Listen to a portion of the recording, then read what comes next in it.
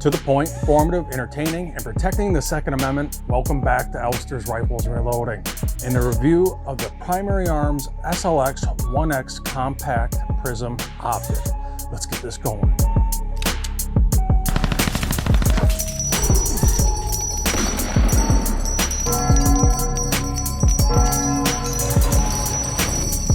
Now, before I start this review, I just want to be crystal clear with you guys that I've not been paid to do this video, but this particular optic was sent to me for free from Primary Arms for T&E purposes.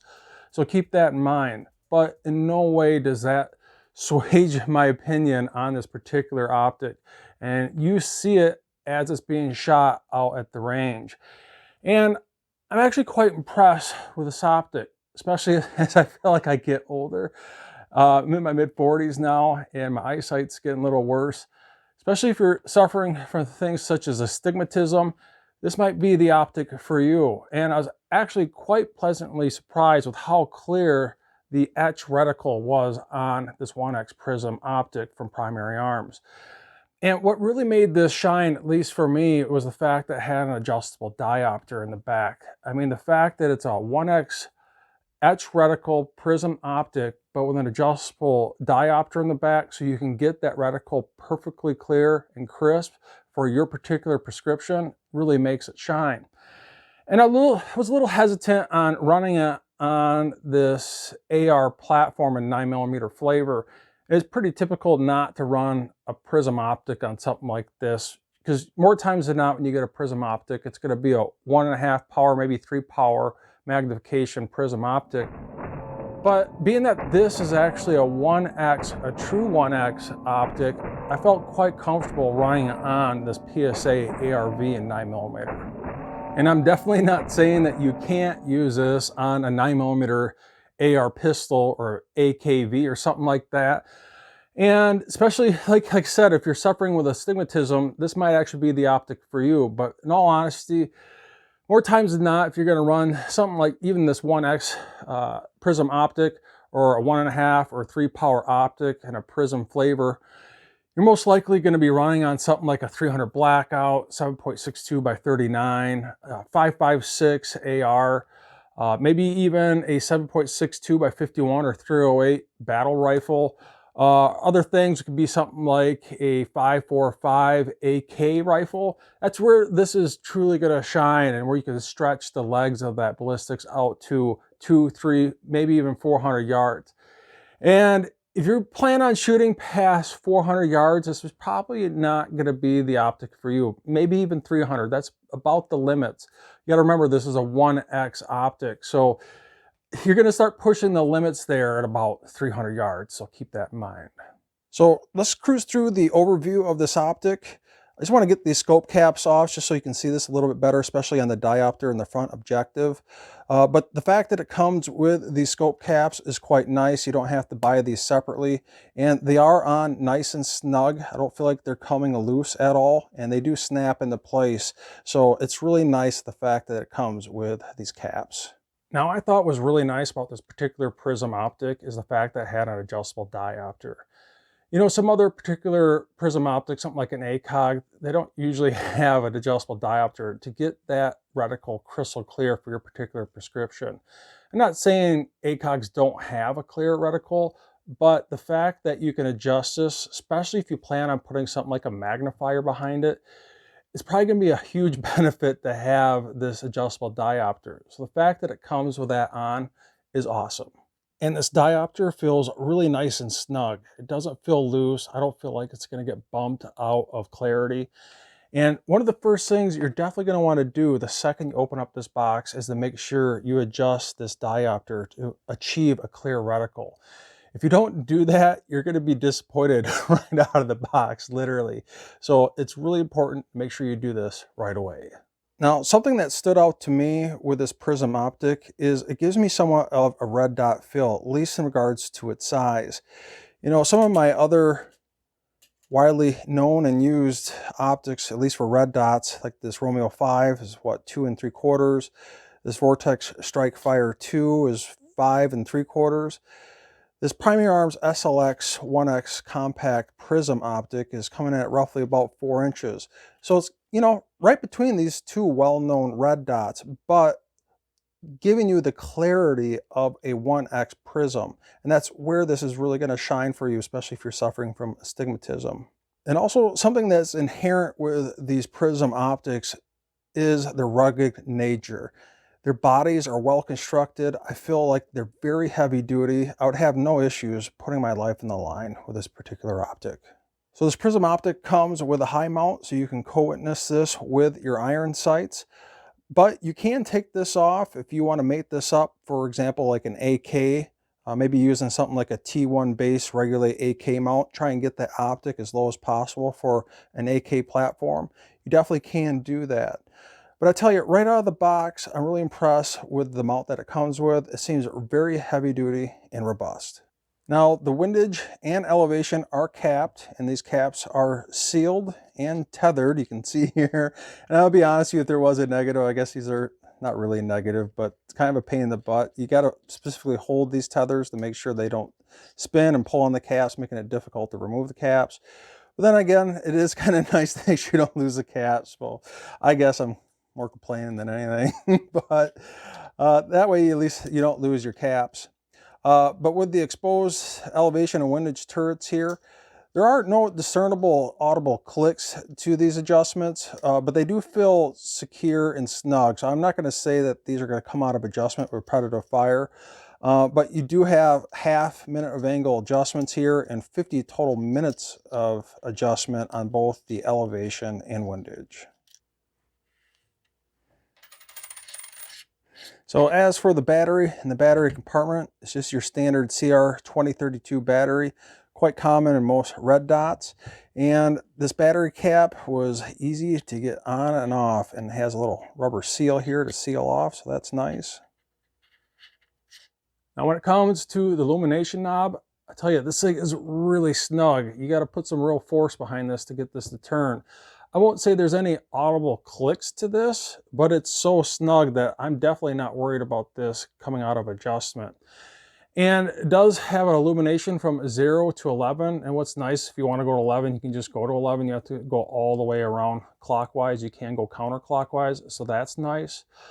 But with that being said, if I had to pick one negative on this whole optic, the number one thing would be the fact that it doesn't have a on, off, on, off, on feature between numbers. It would be nice if I, went from 2, could shut it off, go to 3, shut it off, go to 4. And the fact that, say, for example, I'm using 6 or 7 and I want to turn this off, this thing, I guess I'm kind of whining here a little bit, but this is pretty snug. It doesn't exactly turn easy. And in order to turn it off, you got to go completely back to 0. So like I said, not a huge issue, but it would be nice if there was an off feature between numbers.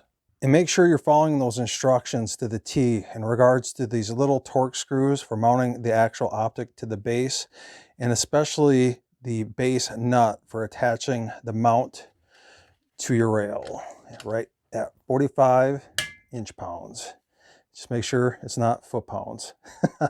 Now, as for the reticle, I wouldn't say it's daylight bright. It's damn near daylight bright. I would say it's kind of washed out during the day, especially if it's a sunny day. But you can see the illumination, but that's where this is really going to shine. If your battery goes dead, this reticle is etched in the glass, so you're always going to see it. And you're roughly going to get about, I would say, 3,000 to 5,000 hours per battery, at least with the red. You get a bit less on the green for some reason. I think illuminating green's a little more difficult, more strenuous on the battery. But with average use, I would say you're roughly going to get about 3,000 to 5,000 hours, depending on what setting you have your brightness at. But I was pleasantly surprised using this even with a 9mm. And we were shooting this at 25 yards, and even walking into a man-sized steel plate, had no issues. I just put this horseshoe dead center mass on that plate. Even walking into the plate itself, I was connecting hit after hit after hit. And that wasn't just me. I got my friend Sean over there. He was trying out too and had 0 issues. So more times than not, if you're on the run and gun and you're doing more CQB type work, shots of roughly 100 yards or less, you're pulling that trigger nice and fast. You're most likely going to be using the entire width of this upside down horseshoe center mass on whatever you're aiming at. But with that being said, that chevron does come into play in regards to bullet drop compensation. And when it comes to detailed work like this, obviously this isn't going to be realistic with a 9mm such as this platform. It kind of shows it in this chart here, 50 yard zero using 5.56, 308, or 5.45. Kind of gives you your bullet drop compensation here. The very top of this tip here, with a 50 yard zero, you're also going to hit at 200 yards. The very bottom of this chevron, at the bottom V here, is 300, and the very bottom of the chevron itself, you're looking at 400. And to be honest with you, with a 1x power, it's going to be pretty difficult to shoot past 300 yards. I'm not saying it isn't possible to shoot at 400 yards, definitely possible, even further. But depending on how your eyesight is, it's going to be rather difficult. And you can see on the bottom of this chart here, the 50 yard zero with 7.62 by 39 or 300 blackout, the very top of your chevron, 50 and 100 yard zero, bottom tip of that chevron is 200, and the very bottom of the chevron itself is 300. Now the width of this reticle, this upside down horseshoe, is set at a width for a particular reason, and that is moving targets. Depending if your target is moving from left to right or the target's moving right to left, even stating here the average target moves at 8.6 miles per hour. So you can lead that target either on the left or right side of that upside down horseshoe. They even state in here, this technique is best used from 100 to 300 yards and is highly effective on moving targets. Now, more times than not with a 1x optic like this, you're rarely ever going to be shooting over 400 yards. And you can actually use the bottom part, these hash marks here, of this reticle for ranging. And what you can do is your average combatant is roughly 5 feet 10 inches. You can place their feet at the very bottom hash mark here, and if the top of their head comes up to this point, they're 400 yards away. The top of their head comes up to this point, 300 yards away. Comes up to this point, 200 yards away. So you can use this for really quick on-the-fly range estimation to get an idea of how far away your target is. And also the width of these hash marks comes into play, especially if the combatant is shooting towards you and they're in the prone, they're not standing up, they're actually laying down, and you can only see the width of their shoulders. The width of their shoulders here, 200 yards. Down to here, 300, and at the very bottom, 400. So very effective way of ranging your target. Well, I tell you, the older I get, the more impressive this optic gets. And I got a feeling the older I get, the more I see myself using this optic. In my mid-40s here, I could see that astigmatism getting worse and worse. And this reticle is crystal clear. And my friend Sean that used this, roughly the same age, he said the same thing. He was really, really impressed with how clear it was when we were shooting it out at the range.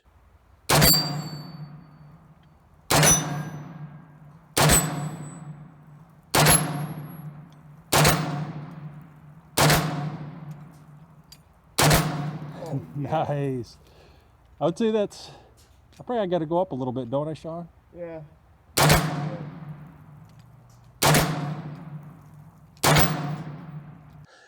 And another thing I thought was rather impressive was its eye relief. I was kind of concerned about that, especially when using things such as red dots with magnifiers.